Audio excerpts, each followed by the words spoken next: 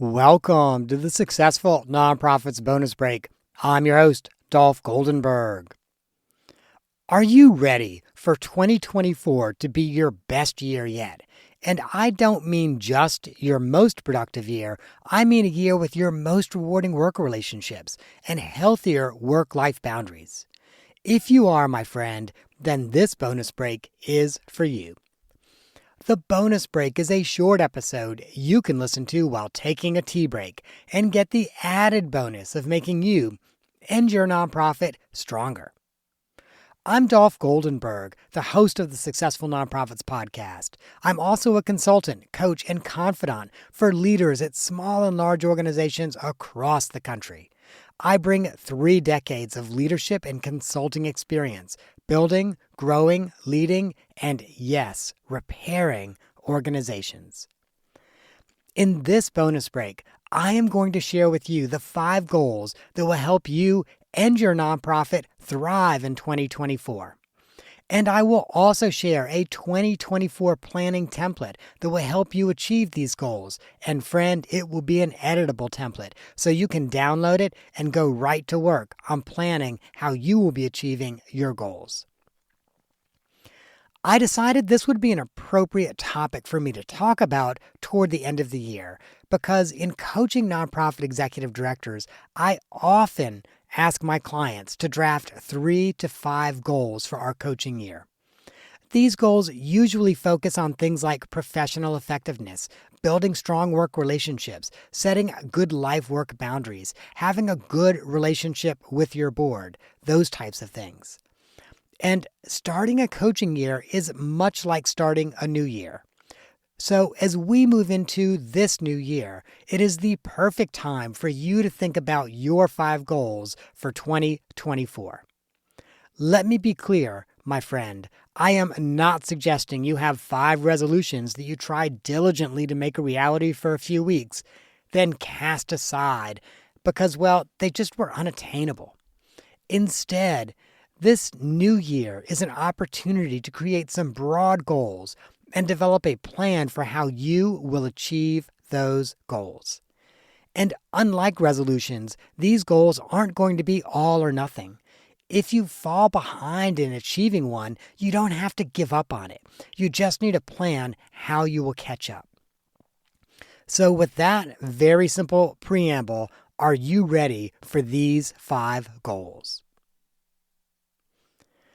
The first goal is all about your relationships with board members. Whether you have a rocky relationship with your board or an incredible one, I can promise you that every executive director can build a stronger relationship with their board members. And if you're thinking to yourself, well, I'm not the executive director, how does this apply to me? Instead of thinking about it as relationships with your board members, think about it as a relationship with your supervisor. To be clear, though, you will be creating a goal for your relationship with the board, not a goal for the board to achieve. That's a common misconception when we think about, oh, I need to create a goal for my relationship with the board, and then we start to think about, well, what do I want the board to do this year? Instead, I want you to be thinking about the pain points you feel with the board. Do they involve just a few troublesome board members? Is board engagement low with board members, and especially them, for example, being non-responsive or unavailable when you need them? Would you describe your relationship with the board chair as effective, supportive, and mutually respectful? As you think about those questions and think about your own pain points, then you can start to come up with some goals. I wanted to share just a few possible goals. Again, these are just examples. It is important that you choose one goal for your relationship with the board, and it is essential that that goal alleviate the pain point that you feel with your board. So while I'm going to be sharing examples for each of the goals that we talk about, again, these are just examples. I want you really to create the goal that is right for you. But some possible goals for the relationships with your board members. The first one might be better utilize the unique skills and connections of each board member. Another one might be, hey, let me create and use a plan for how I will recognize the contributions of each board member. And And a third possible goal, again, though you only want one, is hey, maybe I should design and implement a tailored communication strategy just for my board members. So that's your first area of goals, and that is the relationships with your board members. The second goal should be around your relationships with team members. Unless you are the only staff member at your nonprofit, it is impossible to do your job without the support, leadership, and hard work of other paid staff members. And your ability to get the most from your team is directly related to the quality of the relationship you have with each staff member. Like your bold goal, this goal should be about building stronger relationships with your team members, not about your team members achieving specific goals, and, let me be clear about this, not about fixing a team member that is a problem. Now, if you're multitasking, friend, come back to this part, because there's a unique twist you won't be expecting and it is easy to miss. Instead of thinking about the ways your staff cause you pain, I want you to use your empathy muscle and consider the ways you make it harder for staff to be fully effective at their jobs.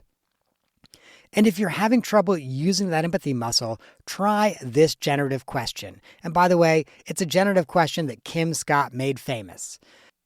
How would my team answer the question, what one thing could I do or stop doing that would make you even more effective? Some examples of ways that your staff maybe might answer that question might be, hey, reduce micromanagement. And friend, don't take it personally. Every manager micromanages at least some of the time. You may also have some staff who think to themselves, hey, will you please fully commit to being on time and present for our weekly supervision meetings? Or maybe, hey, can you fulfill your commitments to us? When you promise to follow up or promise to have a conversation or promise to do something, will you make sure that you do it? Once again, though, you set the goal that is right for your relationships with your staff. The third area of goals is, hey, what is my most important responsibility in 2024 and what goal can I set for that? In the book CEO Excellence, the authors note that successful chief executives do what only they can do. So, what one goal, that goal that only you can achieve, will ensure your organization has a successful year? Like the other goals, the one you choose depends on your organization's current situation. Once again, here are some possible examples. I will design and implement an organization restructure to ensure greater effectiveness. Or, I will ensure the completion of a strategic planning project. Or, I will focus on fundraising and operational efficiencies necessary to turn our projected losses to surpluses. Or, if you want to be super ambitious, I will lead a good job strategy effort. And my friend, if you have not read the book, The Good Job Strategy, it is worth your time. So once you've thought through your most important responsibility in 2024 and created a goal around that, I now want you to think about a professional effectiveness goal. Everyone, and this is true whether you're the executive director, a manager, or a solo contributor in your organization, everyone should create a professional effectiveness goal each year. This goal focuses on personal development that will help us leverage our strengths, minimize our shortcomings, and better use our time. A few examples might be to learn better meeting facilitation skills, or to implement a task management system, or maybe even to enter professional coaching to work on some specific areas that I think I could be stronger in. And I promised you 5 goals. So far, friend, I've only given you 4. The 5th area is your life outside of work. Especially in the nonprofit sector, a strong commitment to our mission and to our organization often leads to us being consumed with our work. And a life focused solely on work is honestly no life at all. And we owe it to ourselves, our families, and our organizations to have a fulfilling life-work balance. And this new year is the time to consider new ways we can rebalance our work so that our personal lives feed us professionally. and our professional lives feed us personally. So if you're looking for some inspiration as you create your own work-life balance goal, consider these. I will stop checking and responding to work email before and after work. Or I will make time to do something active every day, even if it's just a 30-minute walk. Or I will meet with a financial planner to create a money strategy that will allow me to retire in 20 years or 10 years or 5 years. And the last one I want to give you is, hey, I will plan a 2-week vacation. And the reason I want to give you that one, friends, is I'm surprised by the number of coaching clients who have never taken 2 consecutive weeks off. So once again, in each of these areas, you're only going to create one goal, but think through what would make your life more fulfilling and create that as your life outside of work goal. I've encouraged you to create goals, and I would like for you to think of those as goals rather than New Year's resolutions. The reason is simple. If you make a resolution to do something active every day, you are likely to give up on the resolution if you fail to meet the goal just 3 days next week. But the path to achieving goals aren't perfect straight lines. Let me repeat that. The path to achieving goals, they aren't perfect straight lines. We make progress, we slip back, we forgive ourselves, and we start back again. It's kind of like that song, The Itsy Bitsy Spider, that we all learned when we were kids. And this is where planning becomes essential. You know, how the itsy bitsy spider makes it up to the top of the water spout is they plan, and they plan to do it on a day when there's not going to be rain. So once you've developed these goals, create a plan for achieving them. And with annual goals, I find it helpful to break the year into 24 units of time. That way each unit is half a month long. So the first half of January, the second half of January, the first half of February, the second half of February. I could do the next 10 months, but you get the point, my friend. So this allows you to design a plan that works for you, and it gives you 24 opportunities to assess and get back on track.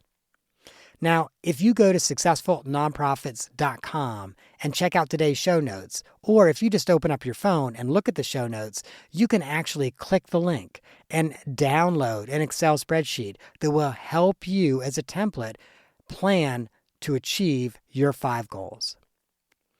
So just as a quick summary, I want to remind you of your 5 goal areas, and you want one goal in each area. Your relationships with your board members, your relationships with team members, your most important responsibility in 2024, professional effectiveness, and of course, life outside of work, because we are all more than our work. Once again, friend, I believe in setting goals so strongly that I am sharing the annual planning template. So please open up your phone, click the download button, or go to successfulnonprofits.com. I will also share with you that I am currently doing an interim executive engagement, and I will use this template to plan my own 5 goals, both as an executive director and as a consultant. And always remember, it's not that we plan to fail. We simply fail to set goals and to plan to achieve them. 2024 can be your most effective, your most satisfying, and your most fulfilling year. And whether you use the matrix that I've just laid out for you with the 5 goals and the planning process, or some other system, make sure that you take steps in the coming days to ensure that 2024 is your best year yet. Happy New Year, my friend. I am so incredibly grateful that you have joined me on this podcasting journey. And if you find this podcast helpful, please, I ask that you rate and review the podcast. That, my friend, is our bonus break for the week. I hope that you have gained some insight to help you and your nonprofit thrive.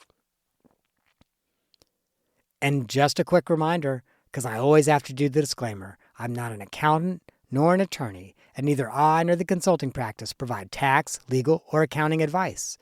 This podcast is for informational purposes only and should not be relied on for tax, legal, or accounting advice. Please, if that is what you need, find a licensed, qualified professional in your area and get the help you need.